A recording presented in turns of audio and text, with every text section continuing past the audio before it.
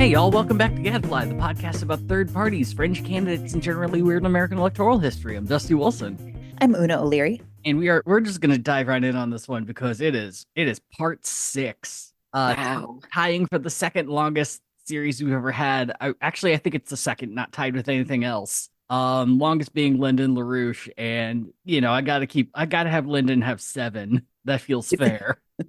It's 2 trilogies in one. Oh my God. When you put it like that, it sounds like I have a problem.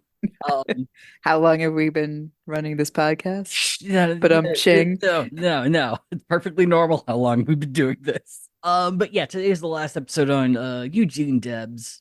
Farewell, Debs. It's been a rough road learning about Eugene. And usually the road's rough because people are terrible. And the road's rough on this because everyone around Eugene is terrible. Except for his wife, who is too good for him. Yeah, everyone's been terrible to Eugene. Yeah. So last time when we last left Eugene, he had lost the latest election for president. It was his, I believe, 4th run for president. But he did well enough to score a party best in vote totals and percentage, so things are at least on the going up. However, the Socialist Party was getting split even further between the anarchist left, led by Big Bill Haywood, and the electoralism and power-hungry right of Victor Berger. The stress of the last campaign had aggravated Eugene's chronic headaches, lower back pain, rheumatoid arthritis, and all of his throat into deciding to finally retire from the struggle. He's no longer going to run for office. He's going to move back to Terre Haute to be with Kate and their stepson and their terrier Buster and just, get by with the occasional article. Also, at some point during this story, Kate's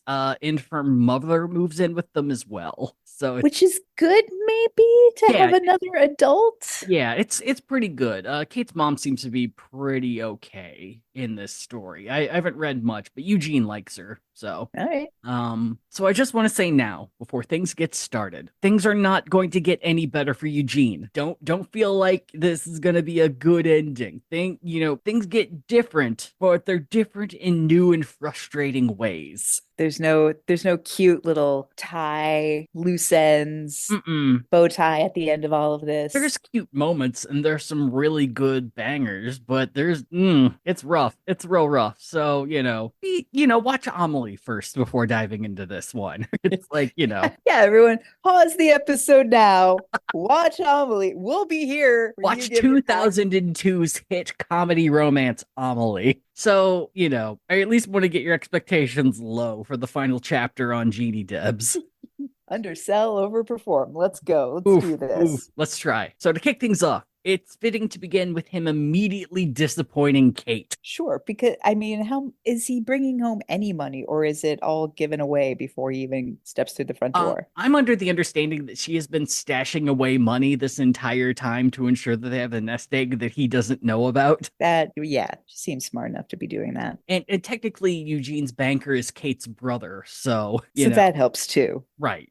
So it's been a couple of weeks after he's promised that he's going to retire, and then Eugene immediately backtracks on that by taking a full-time writing job for the socialist magazine based out of St. Louis, the National Ripsaw. Ooh, what a kicky name. Right? It's a fantastic name for a newspaper, and I had to check it out. Turns out most of the articles and editions are available online through the Marxist Internet Archive. But weirdly enough, they don't have any uploads prior to 1908. And this is probably due to the personal view of paper founder Seth MacCallum. As Tim Davenport of the archive states, MacCallum, quote, was one of the most reprehensible and vile racists in the history of the Socialist Party of America, and a number of articles in the issues from 1908 sound as if they are written by an unreconstructed Ku Klux Klan member. Whoa. So, the Marxist Internet Archive is not going to upload those. Fair enough. Right? It's, I love preserving history, but yeah, let some of that shit just fucking die.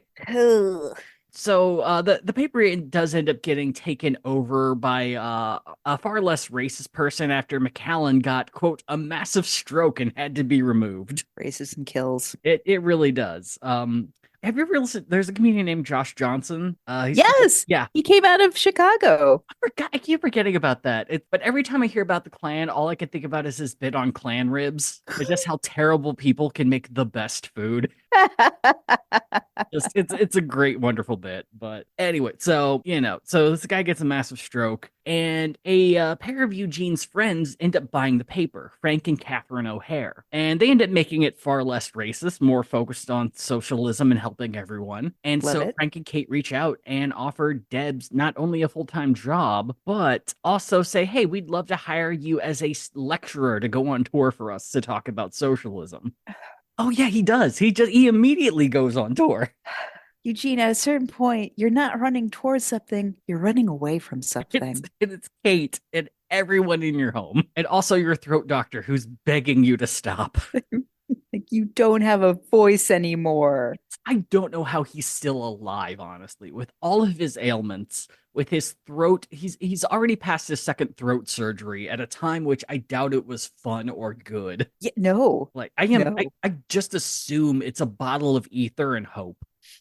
You can't even bite down on something because I don't know. What's the Yeah, unless they go in through the neck, and that just seems wild. yeah. Ugh, it's not great. But yeah, February 1914, he immediately goes on tour, talking about socialism. Well, at least he's not running for office. True, very true. And so while he's on tour, he ends up finding his new career calling as a leader in the anti-war movement. In April, the world was 2 months away from descending into the horrific chaos of World War I. The war was particularly pointless due to it beginning due to a series of treaties leading to every nation in Europe dominoing into war with each other. But the thing, though, is on April 9th, America came ridiculously close to not only being brought into the war, but seeing actual fighting in our country. Ooh, And of course, with it being sort of a precursor to World War One, it has to start with ridiculous, overblown bullshit. hell yeah. So are you familiar with what something called the Tampico affair? I might have been in ninth grade. I am not now in Yeah. 2024. So this is an event that takes place during the Mexican Revolution, and per usual, I decided, I'm going to find a quick summary on the Mexican Revolution and figure this out. The sound you're hearing is every scholar of Mexican history dying of laughter. The Mexican Revolution is one of the most complex things I've ever tried to look into. It lasts just like it's just, it starts in 1910, it ends in 1920, and people are constantly shifting what side of the war they're on depending on who's currently the leader of the country. But it's very, very hard to follow and very complex. So I'm going to give probably a C minus level of work on this. Like, What? This doesn't surprise me at all, considering that, of course, it feels like the dumbest awareness of Mexican independence would, of course, mhm. be not even the tip of the ice, but just like a dumb thought resting on tomes of Mhm. literature and understanding and all of this stuff. Just like, but no, instead we just have Cinco de Mayo and half Right. off Yeah. tequila shots. Right. And it's yeah, and it's like that's not even Cinco de Mayo, if I remember right. Oh, damn it. Because Cinco de Mayo is based off of them beating the French at some point, I think. I don't know. Sorry, let me look this up. It was the French. Hell yeah. Yeah, it was Nice. the Mexican armies during the Battle of Puebla and Mexico's victory over the Second French Empire. That is the Cinco of Mayo. God. And we're talking about the Mexican Civil War. Correct. Yeah, which ended up being Ah, between 1910 and 1920. But yes. I What think the Zorro movies talk about. right. And I think the point is still made that it's like this thing isn't even it's barely a century old in America. I think you would be hard pressed to find most people who could tell you one thing about the Mexican Revolution. Yeah, not at all. So the basic gist, or at least the basic start, is from 1884 to 1910, Mexico was led by a dictator named Porfirio Diaz. And so in 1910, there was an election that was highly rigged, mainly because Diaz imprisoned his presidential rival, a guy by the name of Francisco Madero. And so within a year, the revolution led to Diaz stepping down and the revolutionaries placing a temporary president in charge. However, Madero's side didn't begin any of the promised reforms, mainly due to Diaz's supporters still holding the majority. And in 1911, Madero won the presidency, and the new revolutionaries that had been on his side went to war against him. Oh So the way man. it goes, essentially from 1910 to 1920, is if you're in charge of the country, there are going to be rebels fighting you. And sometimes you're on Yes. the rebellion, and sometimes you're on the side of the government. It just depends on the moment. Oof. So Madero ends up leading until 1913 when a military coup overthrew and assassinated him. And after that, various coups and battles for power would ensue until the revolutions ended until 1920. But focusing on 1913, 1913. That was also the year that America switched sides in the conflict. From 1910 to 1913, America supported the Diaz government, predominantly because he was very friendly with the U.S. oil industry and just kind of let him, make some deals. There we are. Take over a town or two if you need it. Build a refinery. What do I care? Oh, this money showed up on my desk? Fine. So when Maduro took over, there was a bit of nervousness in the American government, but they were kind of hopeful that he would just keep things going. But when he started trying to push labor reforms, that's when America really got pissed off and broke ties with Mexico. The CIA should really use this to their advantage of being like, see, it's not us. We've always been like this, and you've just been blaming us for the past 70 years. Yeah. Yeah, we were doing this before the CIA existed. Yeah, the US has been doing this well before we existed as an organization. So maybe just chillax. Yeah. So when America left the friendship of Mexico, it allowed another little upstart nation to come in and try to steal that shine. A little country called Germany. Hey. Now, that's not to say that Germany was going to become besties with Maduro, because instead they helped a man named Victoriano Huerta form the very coup that took out Maduro. So instead of trying to have to fight for friendship, just put your own guy in charge. Kill the old guy. Move on. Yeah, there was I think Mexico was ruled by a German prince for a few years because that's what it influenced. Oh yeah, that was part of the war with the French, is they instilled a German prince of some sort to rule as consul or something. Yeah, I only know that because it lasted long enough to influence the local music, and that's why mariachis sound like there's a strong resemblance to polka beats. Oh my God. It's those couple years. Yeah. Huh. Yeah. A rare win. Good job. A rare win. So Germany puts in Huerta, and with that sudden change, Germany is now allied with the Mexican government, and America begins funding the rebel forces trying to kick out Huerta. What a tangled web we weave. It's not good, especially with World War I just there on the horizon. So this brings us to April 9th, 1914. In the waters outside the city of Tampico sat 5 ships from the U.S. Navy. Tampico was home to an oil refinery run by Standard Oil, the largest oil company in the world. And as rebel forces came closer and closer, the U.S. felt the need to send a shore force to protect all that oil. On this particular day, one of the ships was running low on fuel, and the Navy didn't have anywhere to go get some. Instead, they went to the U.S. consulate and worked out a deal to buy a bunch of gas from a German local. The Americans got together a small crew in a big rowboat and decked it out with American flags in the front and back to make it very clear this is an American rowboat. We're just sailing through. So they get to the dock containing all the gas and start loading it up when they are suddenly surrounded by a small rebel force. The Americans are unarmed, and not a single one of them speaks Spanish. That the more things change, the more they stay the same. I would put down money that one of them went American and pointed at themselves as if it were a wand. No hablo. Oh my God. And then they got shot, and we never found out. So the rebel forces end up taking them all captive. And a lot happens within a short amount of time. So with staying with the rebel forces as they take them to their commander, the commander immediately realizes they fucked up. And they're like, you let them go now. You take them back. You let them put all that gas onto their boat. I will contact the leader of the rebellion to get 100% guarantee that we can let them go, but assume that it's going to be a yes. This never happened. Right. But at the same time, another person went to the head of the Navy who was there, told them what had happened, and that person immediately contacted the president, a man by the name of Woodrow Wilson. Oh no, this asshole. Yeah, he definitely doesn't speak Spanish. Oh, I had no idea how much of a rabid fuck Woodrow Wilson was, and I was apt to not believe it because I remember back in the long ago days of Glenn Beck talking about Woodrow Wilson being the first fascist president of America or some shit like that. Oh, because he tried to start the League of Nations? Yeah. Okay, but he was also a huge racist. Yeah.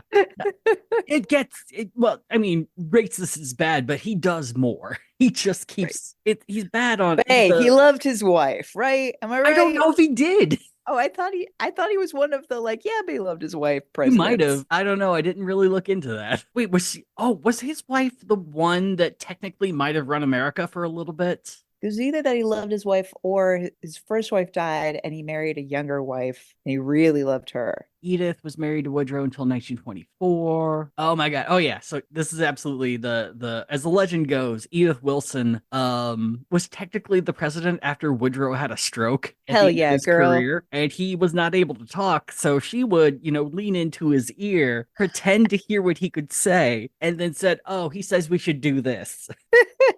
Yes, queen. Yeah. Girl boss your way to the top. Yeah, Edith Wilson fucking ruled. Woodrow did not deserve her. But anyway, so they contract Woodrow Wilson. Woodrow is immediately infuriated by this. So by the time Woodrow starts to get back as to what they should do about it, everyone's back on the ship. It's taken an hour from leaving the ship, getting captured, and then getting back to the ship. And Woodrow demands, all right, here's what you're going to do so we don't attack you. You have to give us a 21 gun salute, a formal apology, and a promise this will never happen again. And they're like, we're not going to give you a 21 gun salute, and we already said we're sorry. So This is Woodrow, what you asked for. yeah. So, it was a dumb mistake. No one got hurt. And Woodrow Wilson did the only sensible thing and invaded Mexico.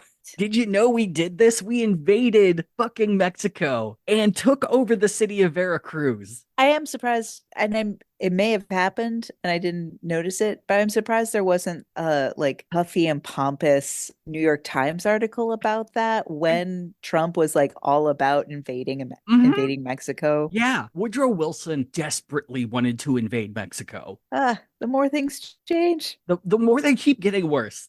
So on April 21st, 500 Marines landed on the shore of Veracruz and took the city. By the end of the day, an extra 5,500 soldiers were there and martial law was declared. America took control of Veracruz for 7 months. Wow. It was only through the diplomacy led by Argentina, Brazil, and Chile that America finally gave back the city to Mexico and left. That I vaguely remember from history. Yeah. But this would end up having some real fucky side effects, as unwarranted invasions kind of cause people to feel bad about it or to feel angry about it, I guess you could say. But we'll get to that a little later. Because for now, it's still 1914 that the Pico affair lit the anti-war fire in Eugene Debs's belly. And the basis behind his stance was a fairly common one for socialists. That war solely benefits capitalists and is only caused by capitalist interests. As he put it, quote, let the capitalists do their own fighting and furnish their own corpses, and there will never be another war on the face of the earth. But that's not to say that Eugene's a pacifist. It's around this time that militias are getting a little more violent with striking workers and are just flat out killing people.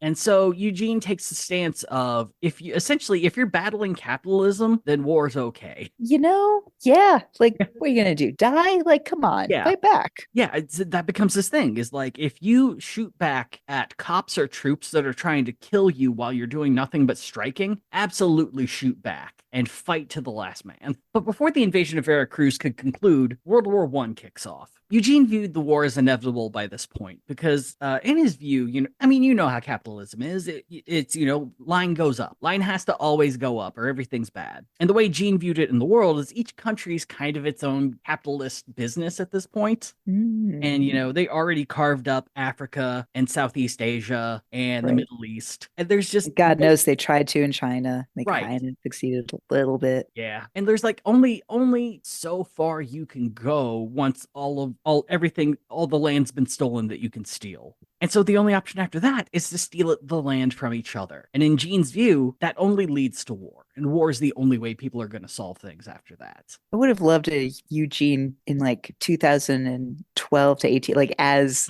Silicon Valley was really like rising and you could tell it was just like about to start eating itself. Like, I feel like now we're in the eating itself period, but it would have been nice to have him rolling around, losing his voice. Yeah. Oh my God. Down to the heavens like a Cassandra. Just hunched over screaming. The only man riding the train still. Yeah.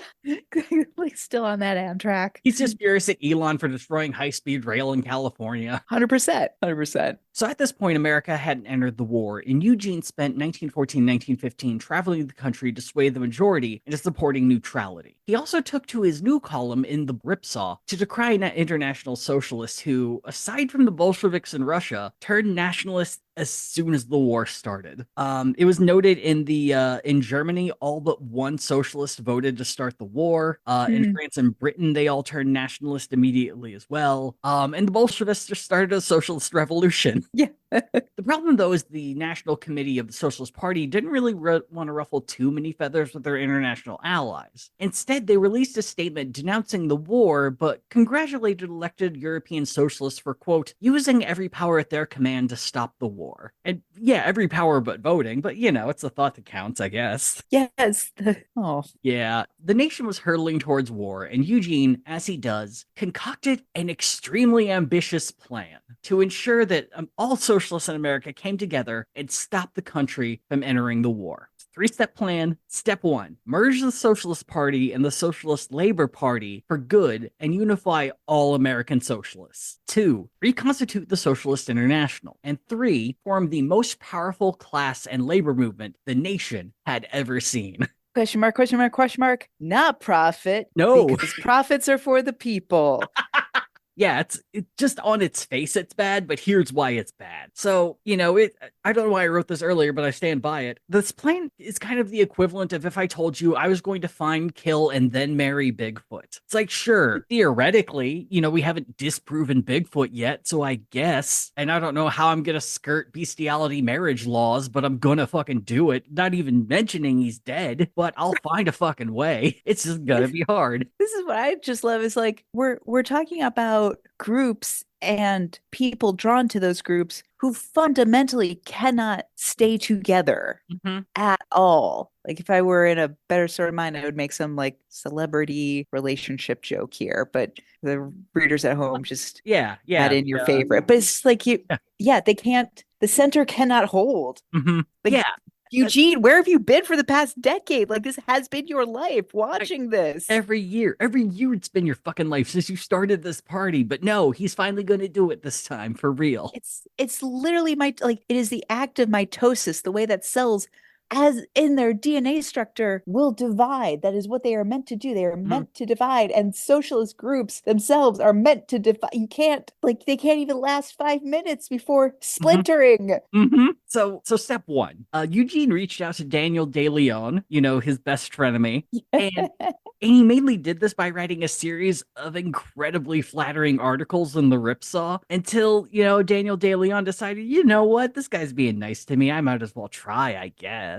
Yes, thirst trap him. And sure, De Leon is a dick, but he's also a narcissist. Yeah. So by 1916, De Leon entered into negotiation with Debs to merge the parties together. For real this time. Okay. Then we go to enemy and all that. Right. I mean, it's, the Socialist Labor Party has not been doing good for a while. So it's really not a bad idea. So for step two, again, I am going to cut a lot of corners historically here to get to what this is about. Have you heard the phrase international or international in regards to Yes. Yeah. Yes. So the International Workingmen's Association, or the First International, was an organization that formed in 1864 to unify socialist, communist, and anarchist groups around the world under one banner. The org dissolved in 1876 and is attributed to Marxist and anarchist factions splitting off to form their own groups. And some say to this day, this is why anarchists and Marxists do not get along.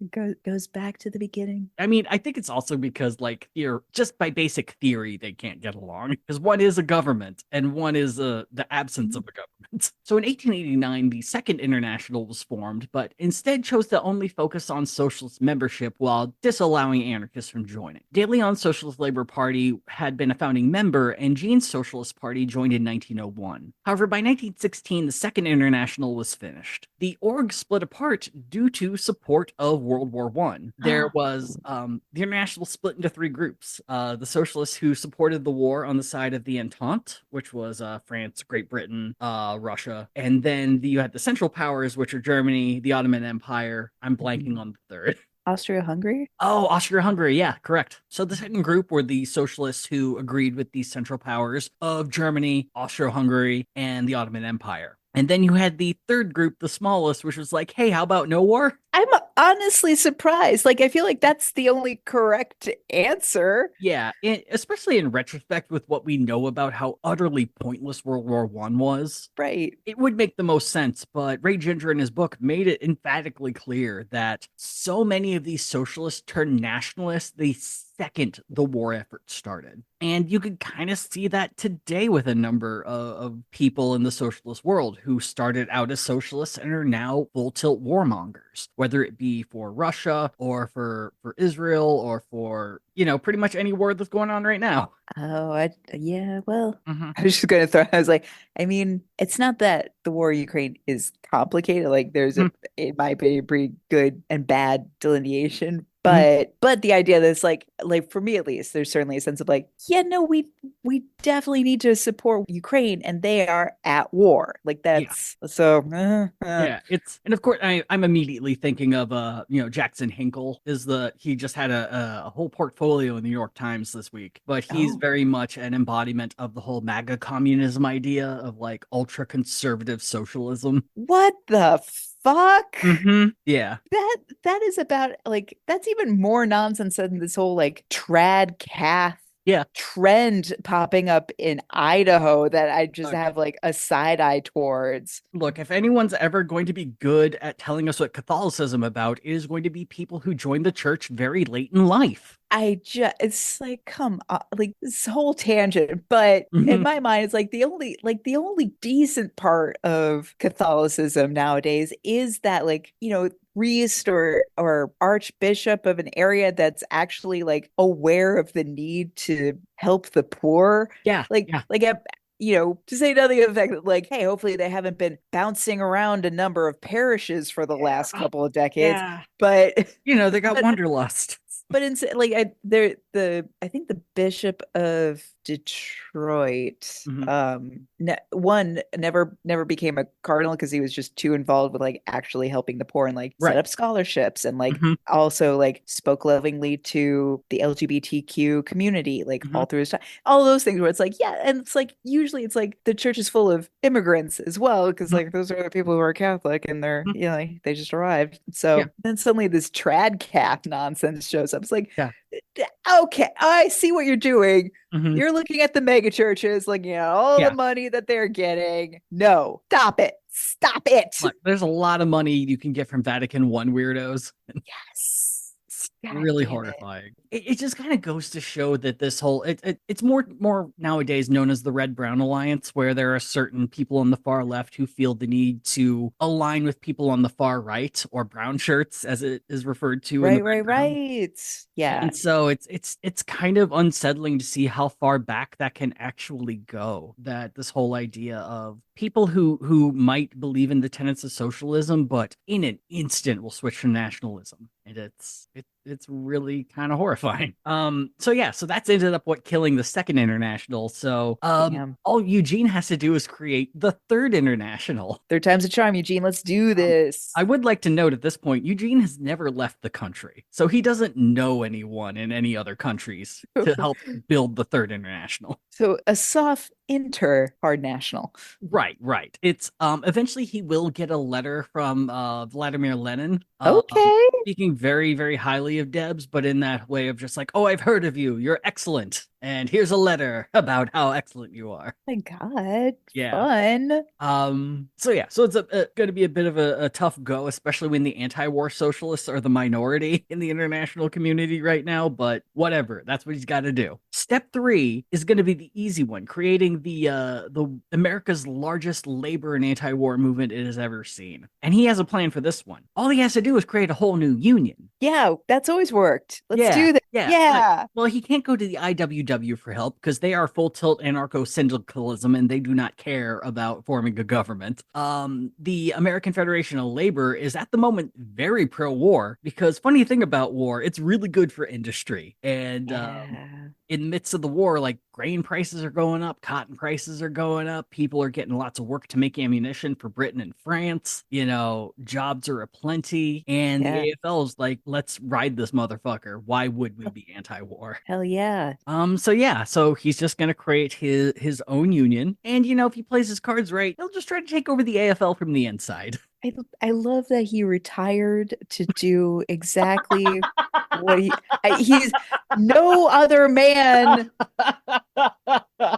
knows better what to do. Uh-huh. He has been prepping in a way for this exact scenario. Right, right. Instead of getting into trains, or I don't know, he couldn't read about World War II then because it hadn't happened yet. That's so I true. don't know what the old man equivalent God. was. Like getting real, like What you did couldn't get into really into the Civil War because you probably know people who died. you knew too many people who died? Yeah. Teapot Dome scandals scandal. I don't hadn't know. happened yet. I don't Oh think. my God. Wait, I thought it was like the 1890s. Oh my God, we're forgetting everything. All right, look, audience, here's the fun. I'm going through a bit of MS fog today. So it's, we're both kind of a little off. So Yes. Teapot Dome scandal. It's been beautiful for 2 days in Oh, Chicago, and we're just very confused. Teapot Dome was 1921 to 1923. It was Warren Harding. Well, damn. Yeah. Call me a liar. Oh man, it is got teapot domed. Where were we? Oh yeah, talk about Gene. So yeah, that's a three-step, easy to do plan. So Eugene set about this in his usual manner with a coast-to-coast speaking tour. He did succeed in getting large turnouts and new party membership, but he was actually about to get his first bout of inter-party pushback. On March 9th, 1916, Revolutionary General Pancho Villa of Mexico led a raid into Columbus, New Mexico. There isn't a historical consensus on why Villa raided the town, but the general belief is that his forces were so low on supplies and they were just in the middle of the desert that it was more of a desperation move that to get food Mm. and ammunition. He sent a couple spies ahead, and they said there's about 30 U.S. troops there tops. Will be able to get in and out pretty quick. When he got there, there were 500 U.S. soldiers present. Villa was forced to retreat, and between 90 to 107 of his fighters were killed or captured. The town of Columbus was destroyed, and 10 civilians were killed. While Villa was able to take 300 guns, 80 horses, and 30 mules, he also got the immediate attention of Woodrow Wilson. Uh-oh. 100,000 National Guard troops were sent to the border to protect it, and Wilson approved of what was called the Punitive Expedition that sent an army force into Mexico to hunt down and capture or kill Pancho Villa. So the invasion lasted 11 months, and Villa was never captured. 11 months? 11 months. Now, General George Pershing said he was not able to capture Pancho Villa because Woodrow Wilson gave him stipulations that he had to stay within to capture Villa, and he couldn't just, shoot everyone on the way to get him and just, run into the country and just take a guy extrajudiciously. It's like, well, what's the fucking point, man? Right. Well, I didn't even get the guy, so clearly not a good idea, Woody. But the upside, though, is that General Pershing did get to kill or wound about 415 Mexican soldiers from both sides of the rebellion. Good Lord. Yeah. It's also around about this time. I was wondering whether or not to include this, but around this time, the Zimmerman telegram was made known to America. That essentially was a telegram from Germany trying to coax Mexico into entering World War One, so that they could attack America. And Germany promised them that if they did, they would get Texas, Arizona, and New Mexico after the war. Could have been. I Could have been without Texas right now. Right. You know Oh how my nice that would have God. been? Poor Mexico. They don't deserve that. That's right. That's so true. Mexico did end up declining this because, you already have America invading you over dumb shit. And they're in the middle of a civil war that consistently is just shit moving like sand. Yeah, it's at the Civil War in particular. I could just see him being like, "We are busy right now."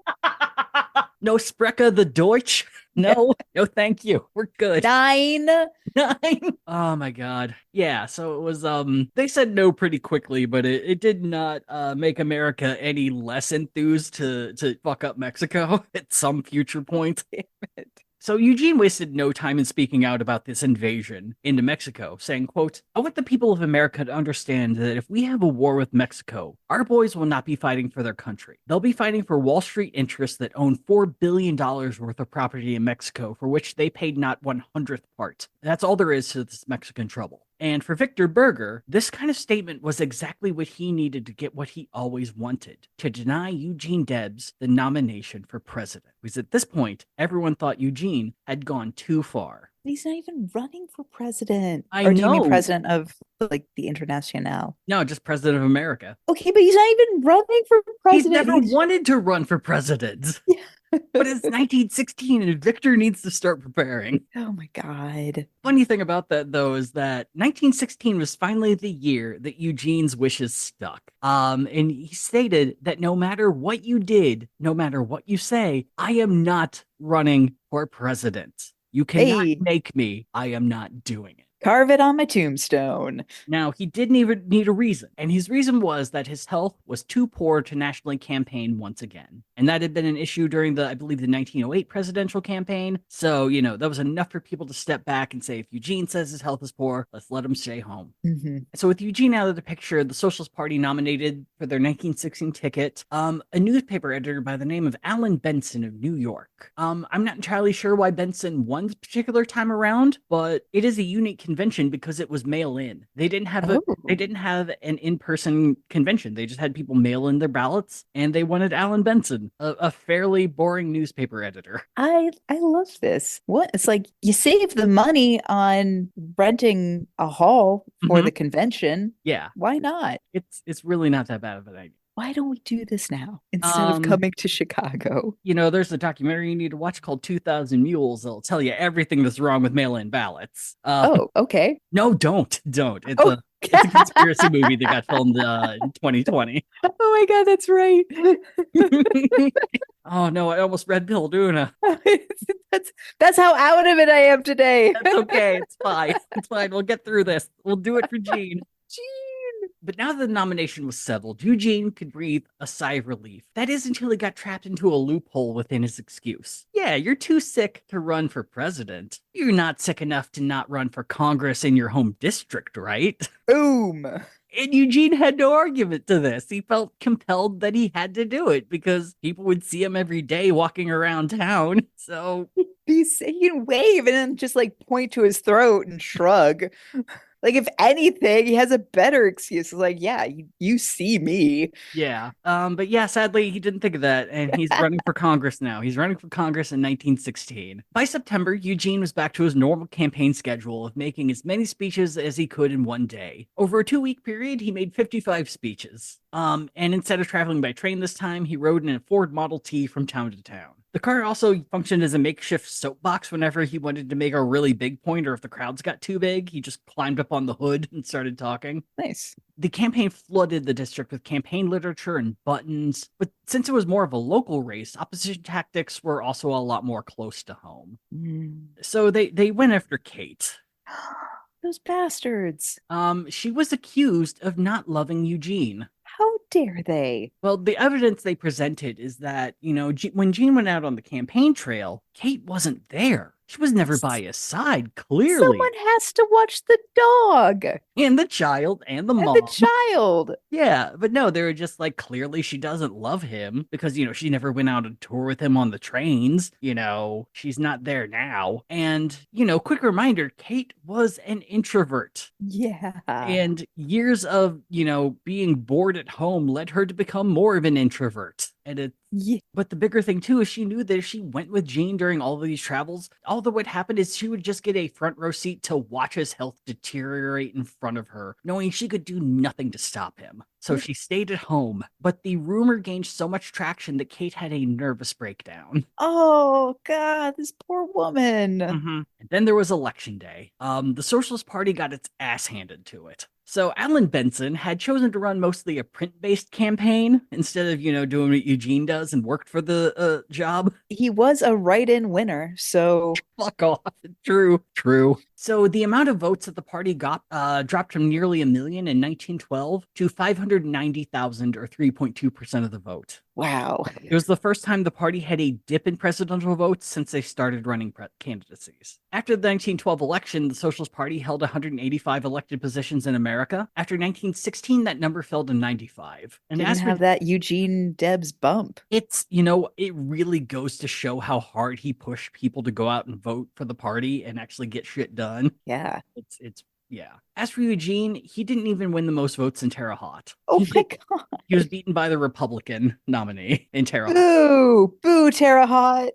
He did win 17.2% of the vote across the district, but once again, this was only good enough for a third place finish in a race that a lot of people kind of expected him to win. A number of international socialist celebrities traveled to his district just to make speeches and shake hands with Gene because he was going to be a congressman. Yeah, but these were socialist celebrities. No one cared. prepared. Speaking of which, the Democratic incumbent actually brought out Mother Jones, who was known as a labor leader back in the day, and Yeah, was good yeah. friends with Gene during a number of strikes. But they brought her out to shit talk Gene and say that he should not be a congressman. Damn. When asked about his loss, Eugene said, quote, "Blessed are they who expect nothing, for they shall never be disappointed." That's actually pretty good. I know you've been saying this a bunch, but motherfucker, is that guy a millennial? Yes. He's Yes.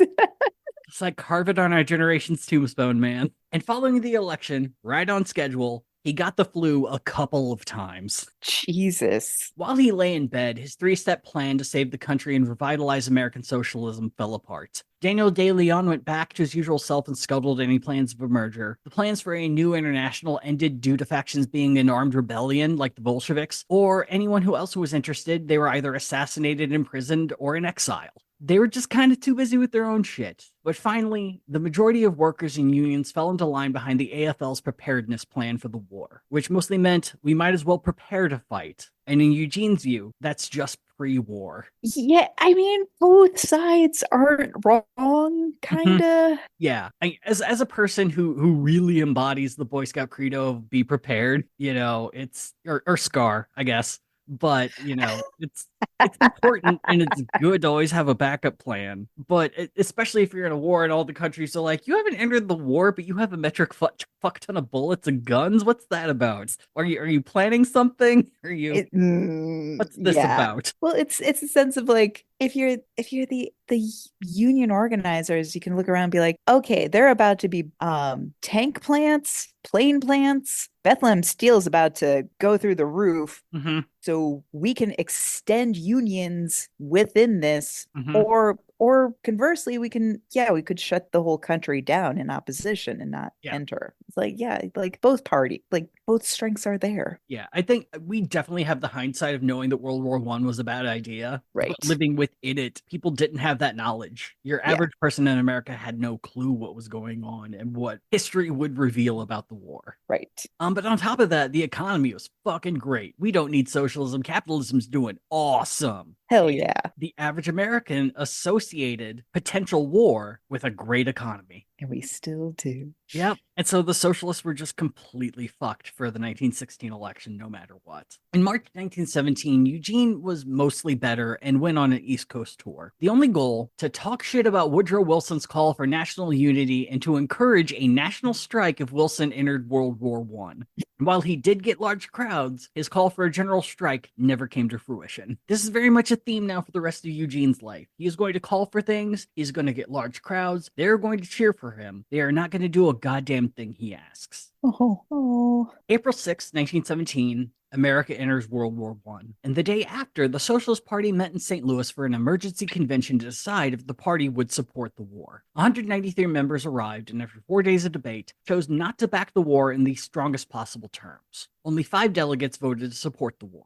While the convention is notable for setting this statement, the bigger thing to note is the change in makeup of the party's left wing. Now, formally, they were made up of anarcho-syndicalists, like we said, but this faction left in 1913, and they were replaced by a new left made up of immigrants belonging to various foreign language federations. They were more inclined to stand against the war, as a decent portion were Germans, and held closer alliances to the Bolsheviks in Russia, who had just started their own armed rebellion. But for now, everyone was fully behind Berger and his plan to not support the war. The same couldn't really be said for a mass of non-delegates, though. As America joined the war, the party saw an exodus of members who turned to nationalism and saw the Socialist Party as disloyal at best and traitorous at worst. Party members who led trade unions left the party and sought to end all strikes before they even began. Socialist papers, for fear of legal repercussions or due to truly being pro-war, switched their beliefs overnight and abandoned the party. And this included Appeals to Reason, the Kansas newspaper that once employed Eugene full-time and was the most influential and daring of all the socialist papers. They would remain themselves the New Reason and became a pro-Wilson paper. But that's not to say the movement was dead. After declaring war, Wilson was shocked by how few people had actually volunteered for military service. And to make up for these low numbers, the Selective Service Act of 1917 was passed to require all able-bodied men between the ages of 21 and 30 to register for the draft. Boom. Yeah, it's still a thing here in America. Hey. The following year is when they updated it to require any men between the ages of 18 and 45 to register for the draft. Aw.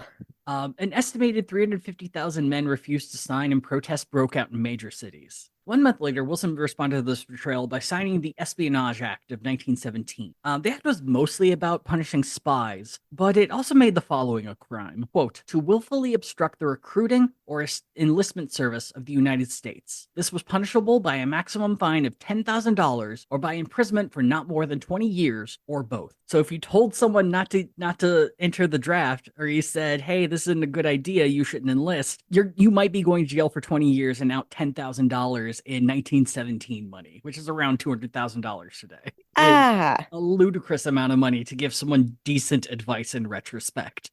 Also, the USPS was given the power to refuse mail service to any organization they suspected of hurting the draft. And a Wow. lot of socialist newspapers relied on the USPS to get out. Oh. So, yeah, surely nothing bad's going to happen due to this. And what followed was a swift jailing of many Socialist Party leaders and the banning of a dozen socialist newspapers. Federal agents conducted raids on the IWW and regional Socialist Party headquarters. Police, as they do, turned their backs when socialists were beaten by mobs, had their homes wrecked, or were flat out banished from their towns.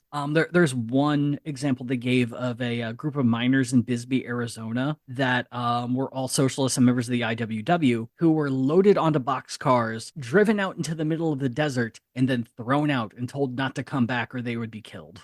Wow. Wow. Yeah. We're about to enter the very dark side of American, or well, the dark side of humanity, really. That when, you're at war and the government designates the group as an enemy, people tend to Yeah. get real excited about having the impunity to do whatever they want to this group. Yeah, we love an enemy. And then as things kept getting worse. In 1918, Victor Berger and 4 other Socialist Party leaders were arrested for violating the Espionage Act. 2,000 members of the IWW were booked. 200 convictions had already gone through after only a half year with the law in the books. And even with all of this, with their friends being sent to prison, prominent party members Morris Hillquit and Congressman Meyer London came out in complete support of President Wilson and the war. Ah.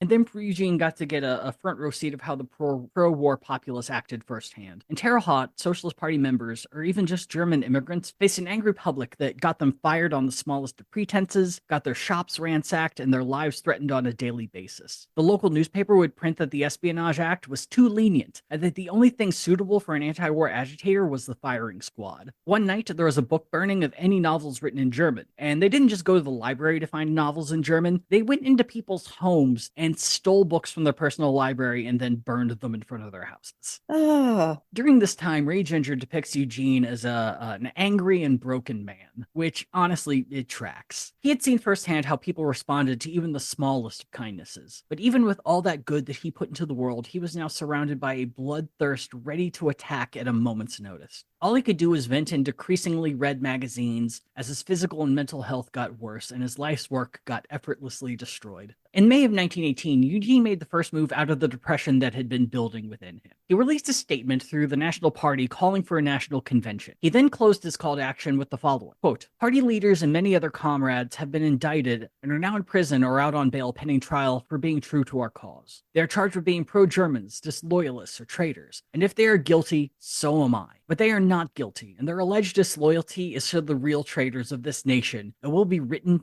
to their everlasting honor. A convention was not called after this. Yeah, no, not in this political climate. So I'm not entirely sure if Eugene actually thought this would work or not, and he might have. But in retrospect, this call for a convention that many national papers ended up running acted as a sort of comeback announcement for Eugene. Yeah, he's been quiet, he's been brooding, he's been sad, but Eugene is making, he's dropping the new album and he's going on tour. No. And the only goal for this tour is to get arrested. Because, so I kind of have a bit of a personal theory on why he decided to do this. And, I think for the first year, that anger, he misunderstood where it was coming from. Sure, he was really mad seeing all the people that he knew being sent to jail, having their property ransacked, being beaten, being thrown out of town. But I think what really was happening is he was feeling guilty. Yes. The because the man who gave away all of his money whenever he could. Mhm. Yeah. Yeah. Yeah. Like, if these people who I love and respect are going to jail, why am I remaining silent in my home and just letting it happen? So he went to Chicago and he gave a speech that was as inflammatory as he could possibly make it. I've been arrested here before. Let's Right. do it again. I know Didn't the guy beat who you runs the hard. jail where they're going to send me. It's great. Yeah. He made a point not to outright say don't sign up for the draft. It was all just right up to the fucking line, but he didn't want Mhm. to make it that obvious for them to arrest him. And no one arrested He him. wanted to earn it. Right, yeah. And despite there being FBI agents in the crowd, he wasn't arrested. For 2 weeks he was speaking. No one arrested him. No. So we went to Plan B. Plan B is going to Ohio. Now, Okay. at this time, Ohio was essentially the capital of the far left wing of the Socialist Party. Like, if you want to go to a place where radicals fucking are, you go to fucking Cleveland. You go to Columbus. Hell yeah. So he decides to make his way to Canton, Ohio. And on the way out there, a new law is passed, the Sedition Act of 1918. So not only did this keep the Espionage Act going, but it added the following as being illegal: saying anything, quote, disloyal, profane, scurrilous, or abusive about the form of government of the United States, or of the flag of the United States, or the uniform of the Army or Navy. So Eugene got up there. Was like, that uniform is silly. Our flag is fucking dumb.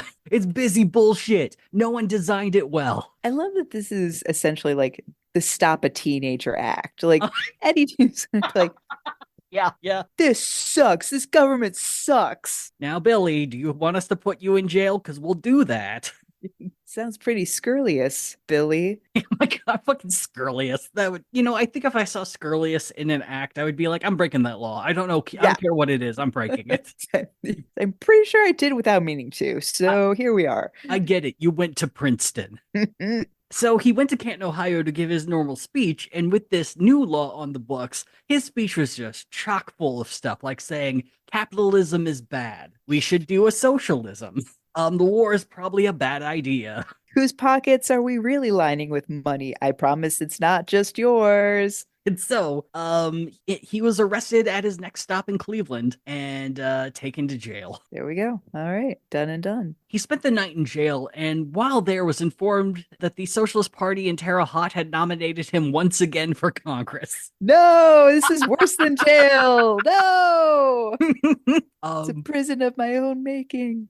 in the morning, a friend paid the $10,000 bail, or $178,000 in today's money, and Eugene was released. But when he got home, he refused the nomination and went straight to bed.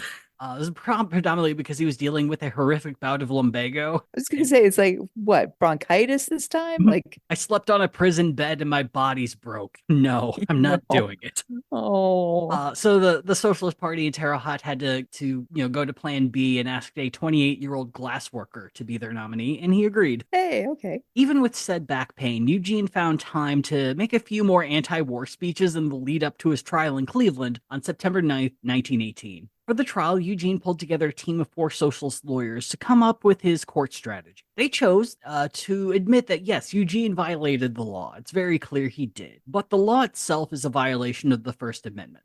They all agreed this plan probably wasn't going to work, but with Eugene having no regrets for what he said, it was pretty much the only way they could go forward. The real hope was they lose this trial, they appeal up to the Supreme Court, they get the law struck down. Right, right. So despite this plan, Eugene's legal team really didn't have much to do. The government planned on questioning people who were at Eugene's speech in Canton, and the Debs team had no intention of denying what Eugene said. So instead, the lawyers took turns making sure that Eugene stayed sober throughout the trial. Oh no. This was a problem due to the massive socialists who traveled to Cleveland to watch the trial and offered Eugene drinks every time they saw him. They essentially treated it like a party. That's kind of awesome. On the first day, Eugene got very wasted by noon, but luckily court had been adjourned for the day. Essentially what had happened, there was a moment where one of Eugene's lawyers made a point for him, and the crowd started cheering in the courtroom, which is a huge no-no then as it is now. And so the judge started screaming at people like, contempt of court, arrest them. And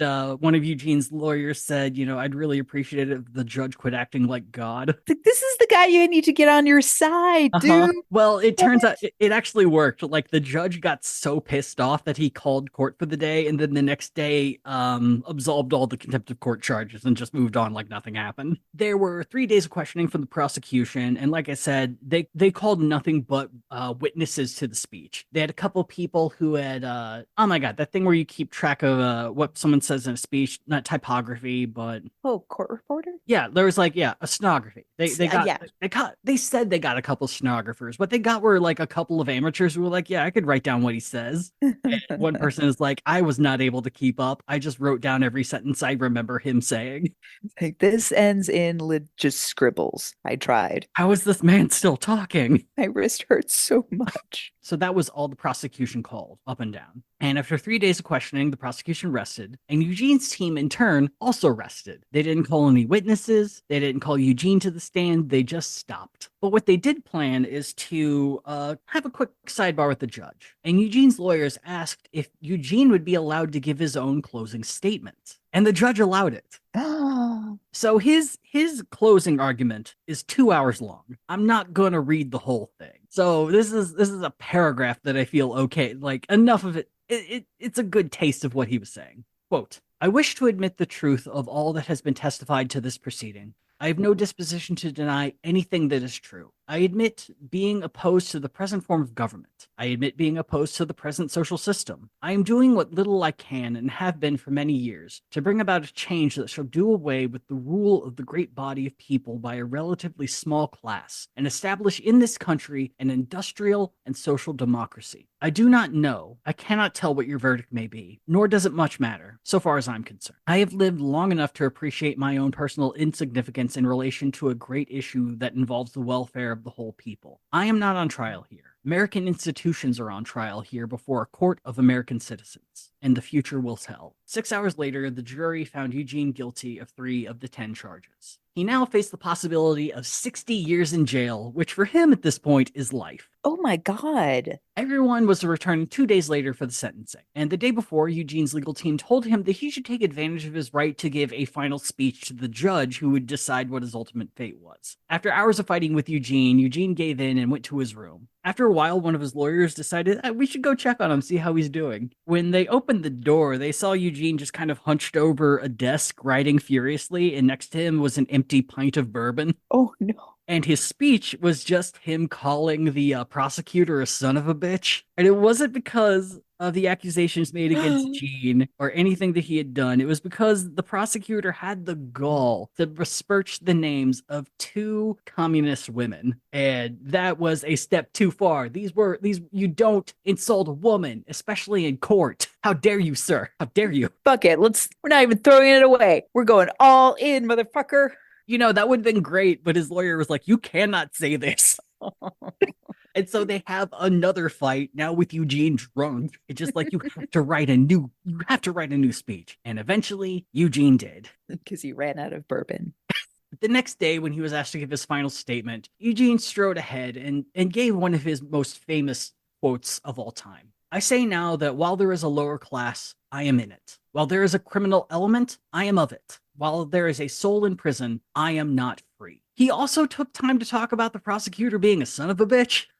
Yes, be petty. Oh my God. At one point, he said that his own adoration of women is so strong that when tipping his cap to women, he wishes he could apologize for being a man. Ooh, he is a millennial ally. He so is good. Awkward and he is doing his best. Yeah, it's not perfect all the time, but heart's in the right place, by God. The judge takes this in. He's a very proper sort of fellow, and he's like, Eugene, you're guilty. 10 years. So not 60, but essentially it could be life at this point with how sick Eugene always is. And now he's going to be in jail for 10 fucking years. So much lumbago. So with this sentencing, Debs' lawyers could now appeal with the ultimate goal of getting the case to the Supreme Court and striking down the Espionage Act. And while the appeals process went forward, the judge ordered that Eugene was only allowed to stay either in Terre Haute or the Northern District of Ohio, where the proceedings took place. So Northeast Ohio. And he'd already prepared to do a speaking tour in Northeast Ohio when a pandemic hit. Oh my God, yes. Yeah, it's the Spanish flu, poorly named because it started on a military base south of Manhattan, Kansas. Yeah, it's homegrown, baby. We did it. That's us. America. USA, USA, USA, USA. Grab a monster truck. USA. Now I'm dead.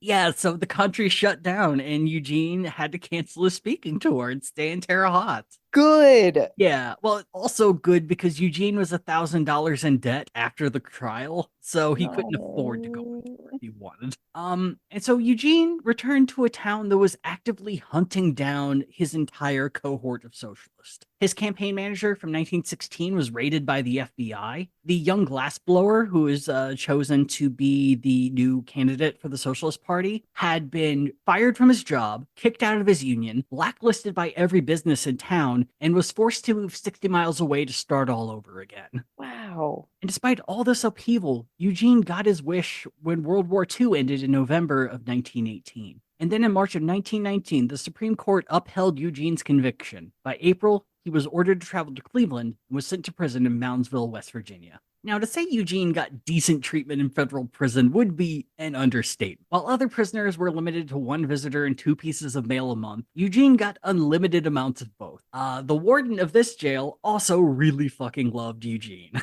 Oh. He was given a job in the jail hospital, but was never required to go. He got all his socialist newspapers after promising he wouldn't give them out to other prisoners, pinky promise, and his cell door was never locked. Amongst the prisoners, Gene took on a sort of fatherly role and made note to write letters on their behalf whenever parole or clemency was a possibility. For long, the warden granted Eugene a much improved living space of a cottage on prison grounds that had once belonged to the prison doctor. Holy shit. It was a great little setup, and it did not last for long. After 2 months, Eugene was transferred to a prison in Atlanta. Now, a lot of people thought that this was because he was getting really good treatment in West Virginia. It was actually more boring because the West Virginia legislature passed a law saying that you had to have a certain amount of guards in relation to prisoners, and most of the prisons couldn't afford to hire more guards, so they instead had to ship out prisoners to other prisons across the country. Wait, why was he headed to a West Virginia prison in the first place? Because it was a federal Yeah, it's a federal penitentiary? prison. Yeah. Okay, got it. All right. So yeah, they sent him down to Atlanta. And things weren't as bad as they could have been,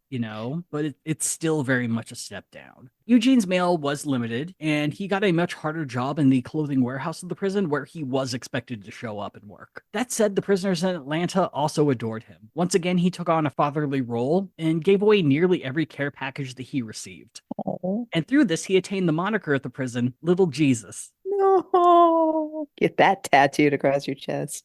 This was where the good qualities of Atlanta ended. The food was no. borderline inedible, which resulted in kidney trouble for Gene because it took him 2 weeks to be able to eat anything. Cells contained 5 men at a time, and inmates were kept in the cells for 15 hours a day. And this is in Atlanta in the summer.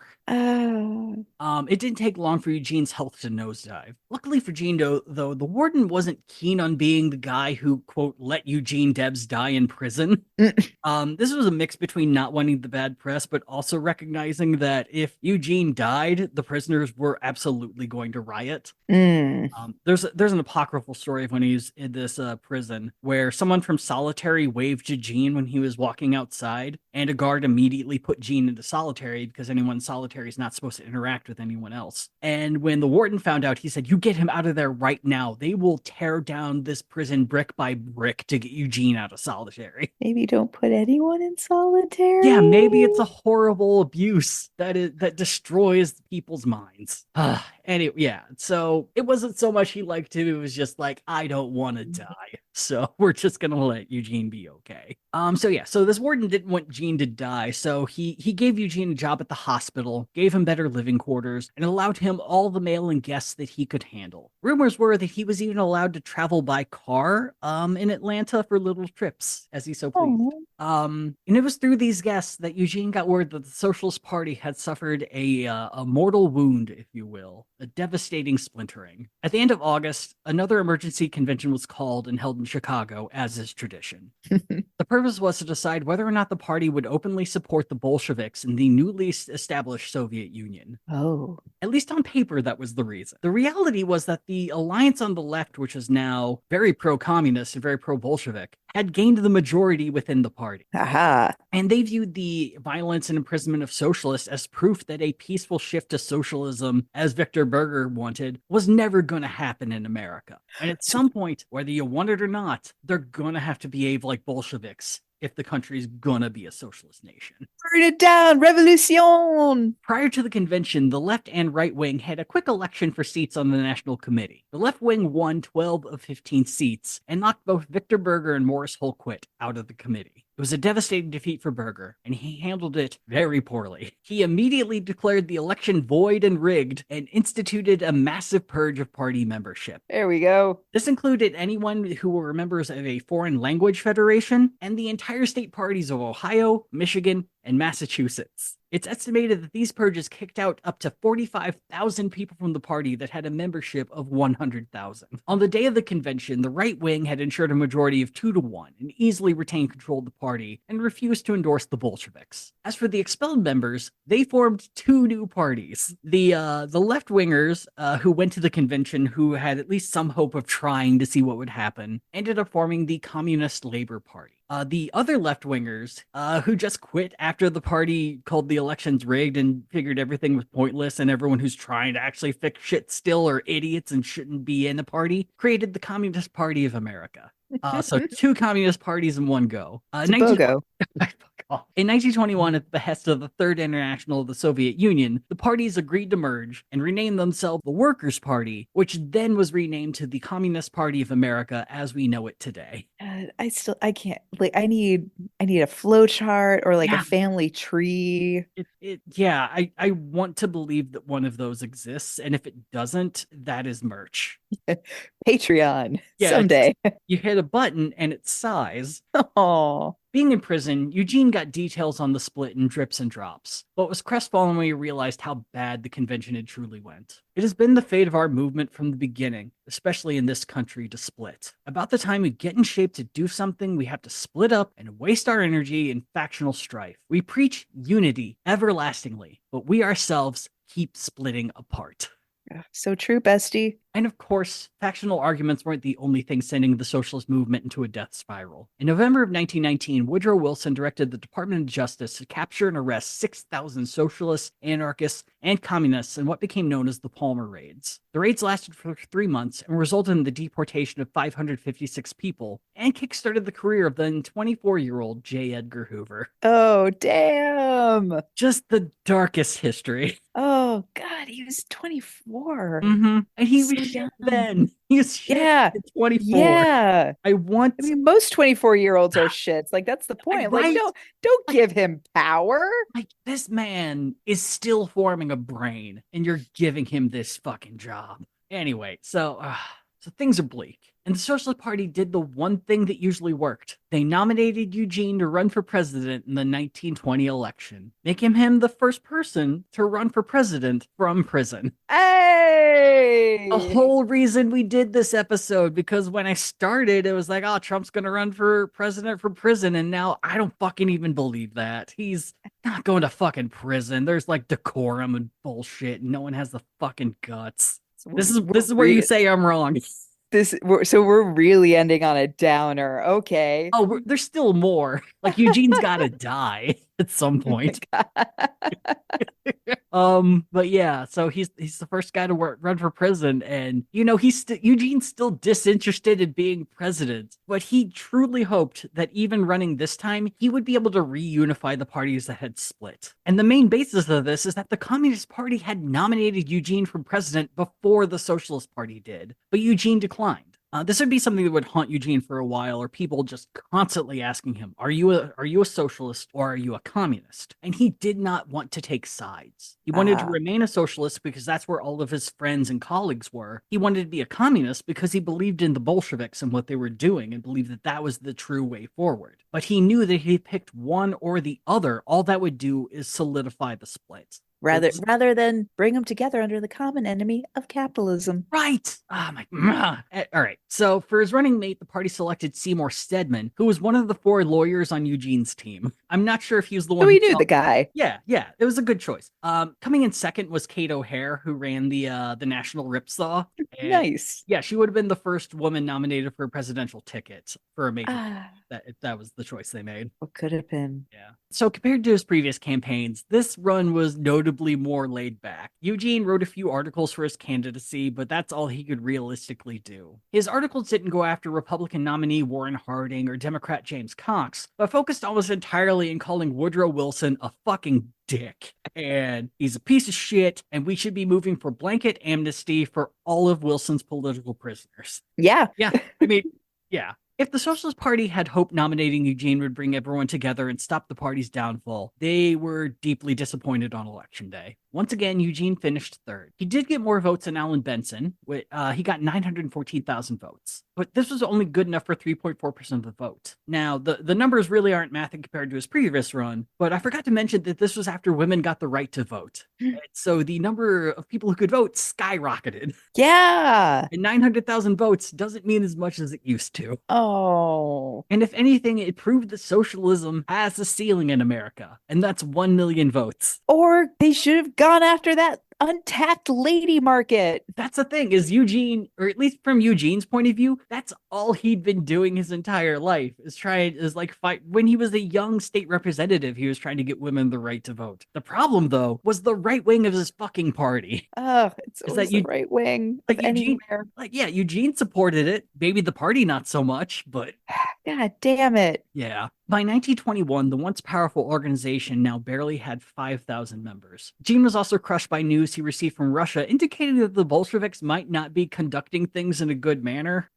A little something called the Red Terror was going on. Yeah. A lot of people getting killed, a lot of people being thrown in jail and disappeared, a lot of people going hungry. But he felt compelled to keep these concerns to himself. But all wasn't the worst in 1921. On Christmas Day, President Warren Harding commuted Gene's sentence, and he was released from prison. However, Gene would lose his right to vote for the rest of his life as a convicted felon. As a convicted felon. Oh, God. So Gene returns to Terre Haute after 4 days of meeting with various dignitaries and prominent well-wishers, and Warren Harding himself. And after all of this, he was clearly exhausted. His health had been shit for decades, but the prison food of Atlanta had nearly destroyed his stomach and kidneys. The pain of his headaches, arthritis, and back pain made it nearly impossible for him to sleep. And his heart was beating so irregularly, it was causing his body to seize and shake. He was clearly in a bad way. But why should that stop the socialist or communist parties from constantly haranguing him to get him to pick a fucking side?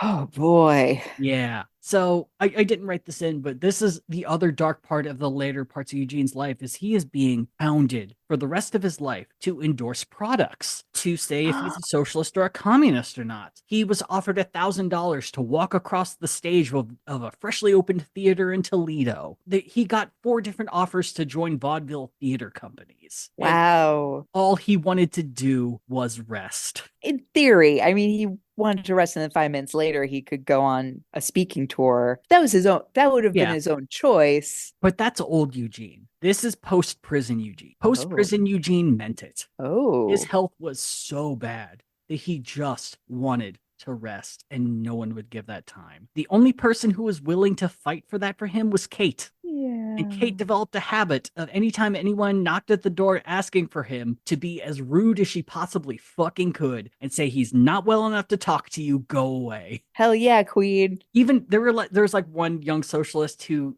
was treated rather brusquely by Kate, and then he was walking through Terre Haute and he saw Eugene just walking through the street hanging out. It's like, Kate, you're fucking wonderful. You're the best. By this point, Eugene found little reason to support either party. The right wing now owned the Socialist Party, and they resembled more of a traditional reform party than the radical unionist group that he'd started. As for the communists, Eugene viewed them as too dedicated to specific theory to ever be true options for the working class. As we said before, Eugene didn't give a fuck about theory. He never read theory. He found it boring. And the Communist Party of America had decided that we have to pick one theory to not split apart and force people to be that theory. Marxist-Leninism, baby!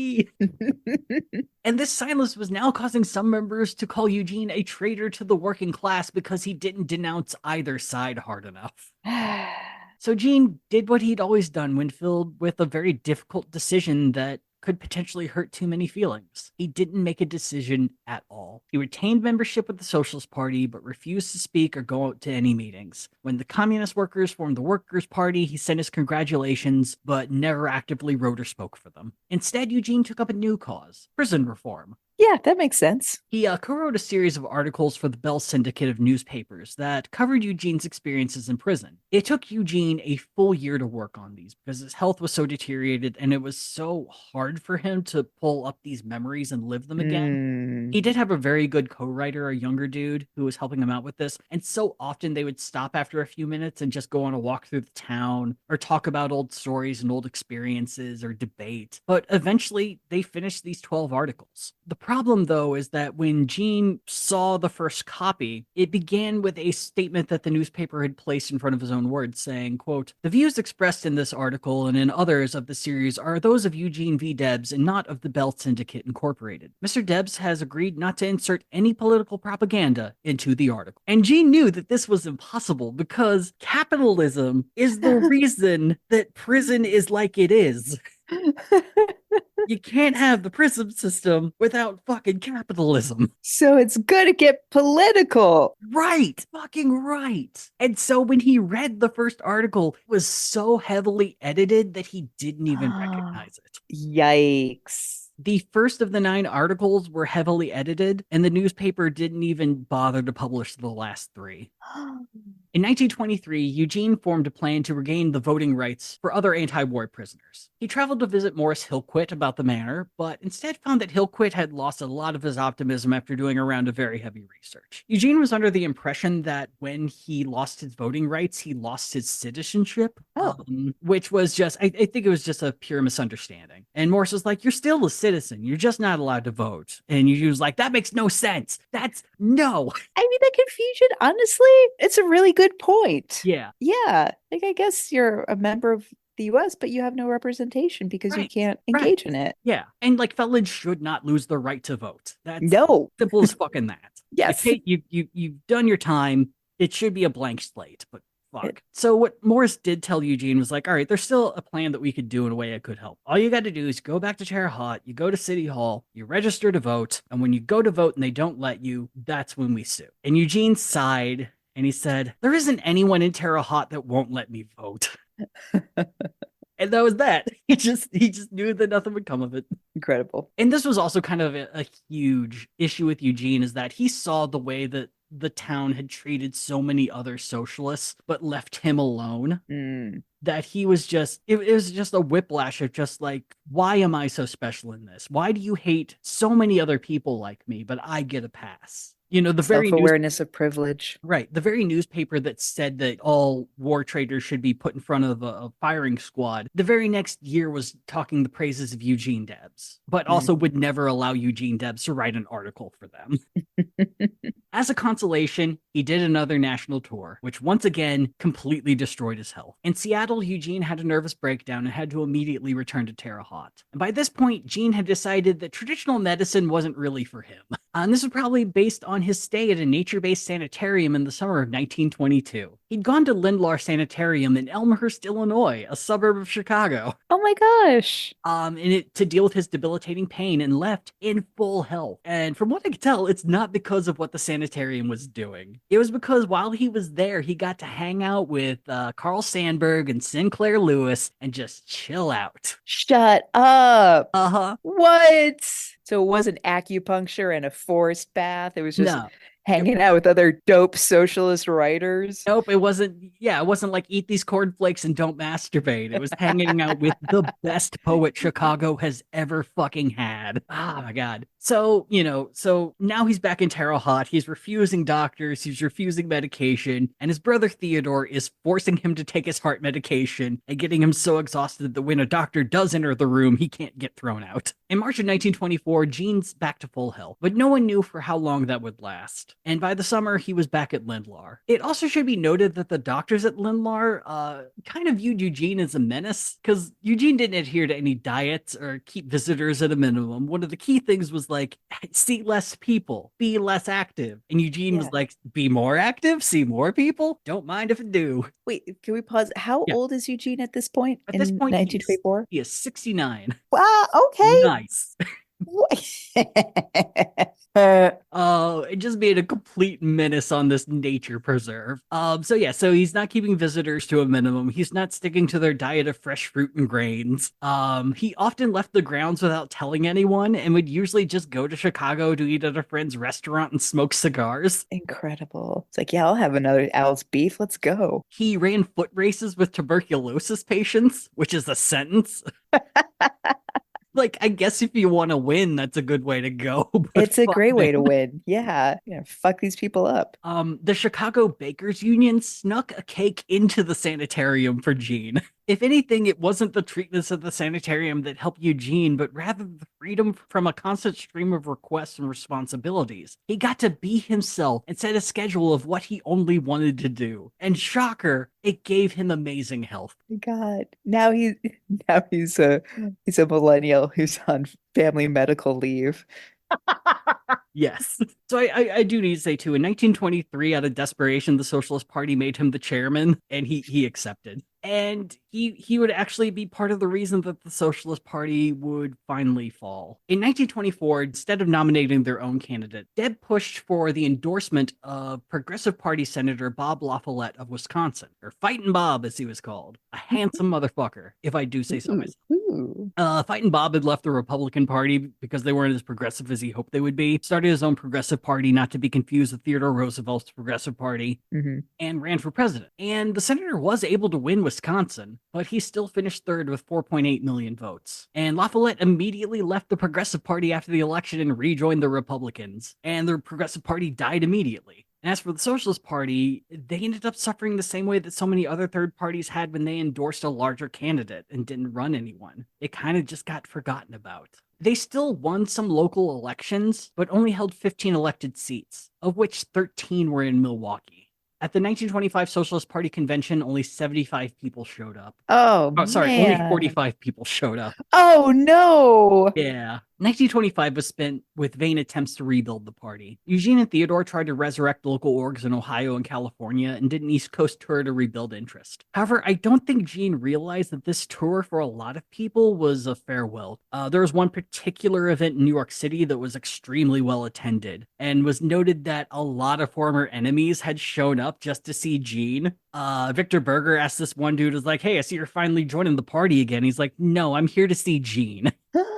By September of 1925, Eugene's health had fallen to its lowest point, and he was mostly bedridden. But he did make one trip down to City Hall in Terre Haute, where he registered to vote in the coming election. Shortly after that, he returned to Lindlar. 2 weeks later, he suffered a massive heart attack and fell into a coma. And 5 days later, Eugene Victor Debs died at the age of 70 before he could try to vote illegally. Oh. The Socialist Party would continue on kind of until 1972. So after Eugene died, a pacifist by the name of Norman Thomas would become the new presidential standard bearer for the party and ran in every election from 1928 to 1948. Wow. He got more than 1,000 votes in all but one election, but never got more than 2.2% of the vote. The last presidential ticket the party ran was in 1956 and won 2,044 votes. Throughout the 1950s, the party still held mayorships in Milwaukee and Bridgeport, Connecticut. But when Milwaukee Mayor Frank Ziegler chose not to run for re-election in 1960, he became the last member of the Socialist Party to hold elected office. Wow. I'm trying to think of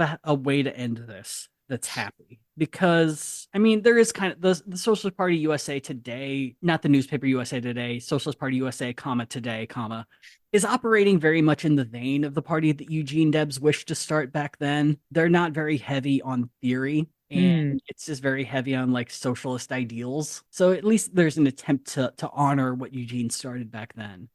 His former house in Terre Haute is now home of the Eugene Debs Museum. Oh, great. You can go in for free, but they would really appreciate donations of at least $5. Yeah. You can get a great look at the house that Eugene designed, and you could very much tell that like someone who was not an architect designed that house. It looks fine, but there are parts that are like, I don't know about that, man. Incredible.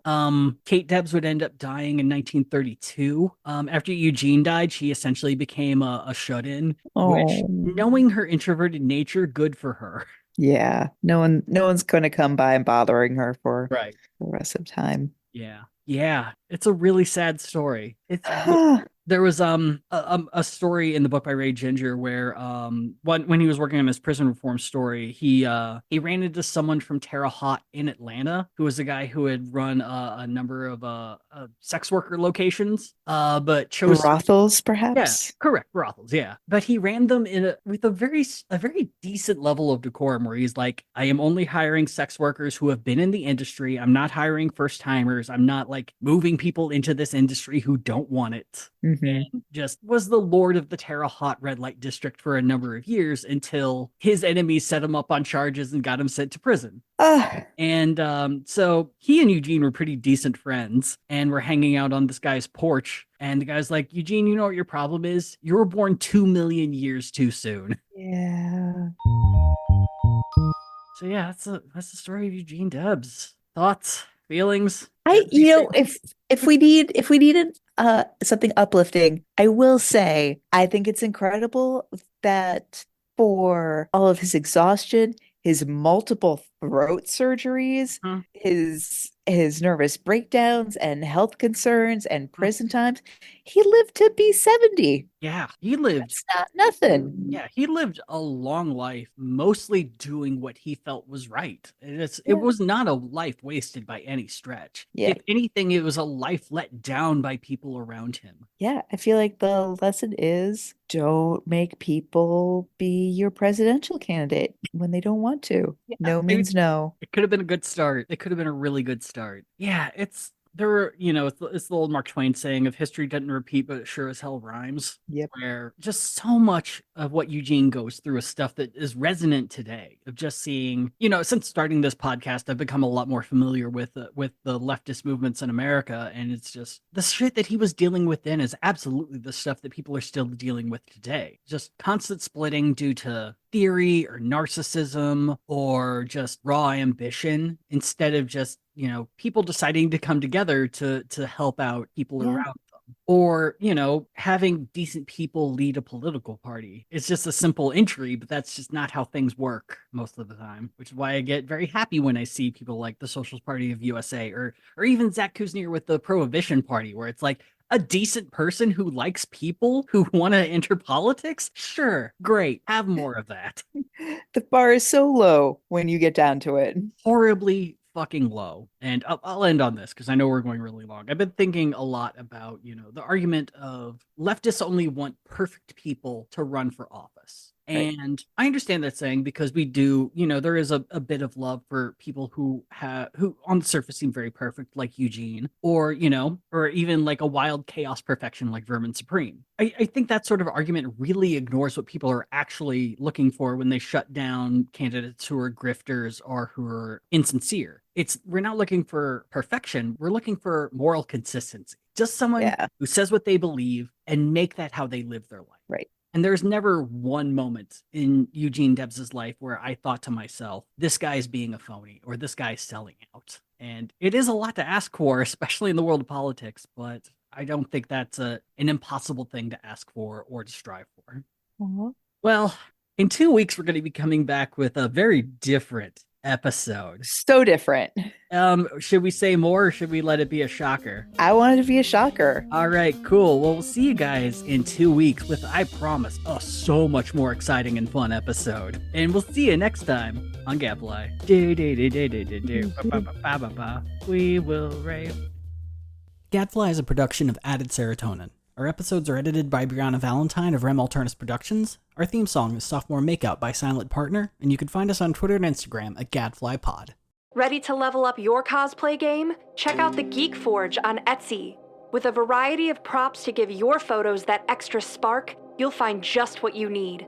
Hold magical fire in the palm of your hand, or take a potion to restore your mana. With a large variety of colors, you can choose your own magical flavor for your cosplay. Bring drama to your photo shoots with these vibrant props and more, all available at the Geek Forge. Are you ready to level up your cosplay?